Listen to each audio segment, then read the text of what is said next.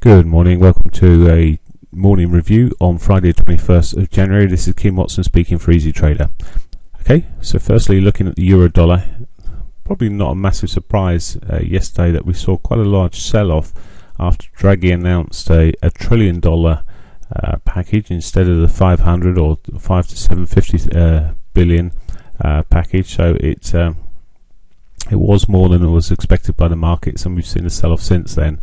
Now, I don't think the euro's out of the trouble yet. Whilst we're at 12-year lows where we are at the moment, we've still got the Greek vote to happen on Sunday. There's still uncertainty with the euro, and we could see it depreciate further against the dollar. So there's no guarantees we'll get a reversal today, although generally when you've seen the market oversell so much, often you'll get a bit of a retrace, and we would have a retrace target possibly as high as 1442, but that is so far away it seems like pie in the sky at the moment.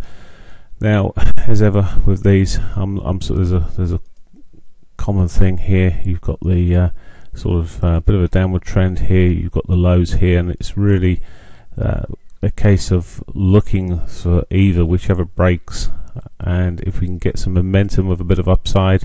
We have got some divergence at the lows here, and it could push at least towards perhaps the 21 moving averages there. It's already hit the 8, or kissed the 8 if not hit it.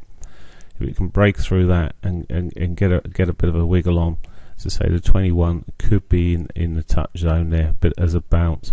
But there will still be uncertainty regarding Sunday's voting. So, as I say, we're not out of the water yet. As to euro, no significant news this morning on the euro. Although we do have the French flash manufacturing and German flash manufacturing PMI figures, which can give a little kick, but there's nothing more significant than what we saw yesterday, of course. Okay. Looking then at the pound dollar, which took a fall along with the euro there. It's is currently having a little bit more of a recovery, and quite rightly might have a bit of a recovery, but again significant lows taken out the prior lows there, as we saw the dollar gain significant strength there, and it's really been drawn down on the buying of the dollar here as the euro's weakened. There is again upside targets 150, 64. It's a long way up there. Again, if it starts breaking the trend lines, I will look at the potential for the long side.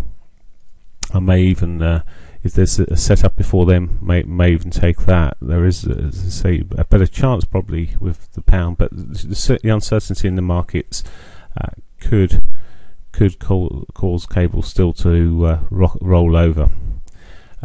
Likewise, if it breaks these lows here, let's just draw the lows there. If it breaks the lows of the lower side, I'm going to be looking on the short side and looking for yesterday's lows and maybe beyond. So there's a couple of targets to be had there. Meanwhile, dollar yen held a little bit better yesterday. In fact, it did rally on the weakness of the yen against the dollar, so the dollar strength came through there, but not so significantly. And we've just run into some resistance, or pretty much into resistance levels there, into the moving average, daily moving averages, and it's just rolled over. Upside potential still is probably seen better on the hourly charts, where we've got the higher lows, but not that significant in terms of the higher lows. And we could, with all the three markets I've looked at so far, end up in a very choppy day. And that often happens after you've seen a big sell-off. It just consolidates and waits for the next move effectively. Now with the euro, of course, as I've already mentioned, it could well, we could see some poor news on Sunday, which could knock it back even further. Okay, dollar yen anyway, getting back to if it sells off anymore, we could be looking at a target of 118 to 14, which is not too far below us. So if it breaks these lows, we could just be running back down towards that. If it can get any grip and strengthen against the dollar, that's the sort of areas we could go, and maybe even push back towards yesterday's lows if it gains some momentum. Finally, looking at the Aussie dollar. Aussie again, we saw it selling off yesterday and it sold off through this morning. No significant reasons why really, apart from it's just looking weak at the moment. Again, taking out prior lows and continuing to put these sort of lower highs, lower lows pattern in. We did make some decent money out of the Aussie yesterday.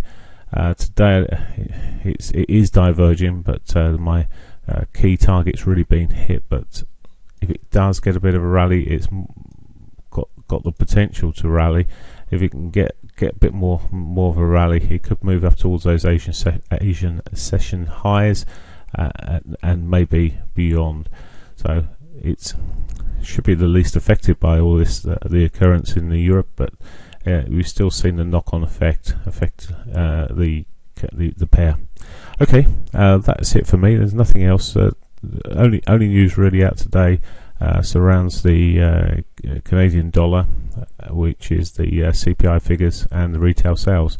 Aside, of course, the French and German manufacturing PMI I mentioned earlier. Okay. Oh, sorry, there is the UK retail sales at 9:30, beg your pardon, I just noticed, which could create a bit of volatility there for the pound, but it's not been a massive mover of late, even when it overshot by some distance. Right, have a great day and a great weekend. Bye for now.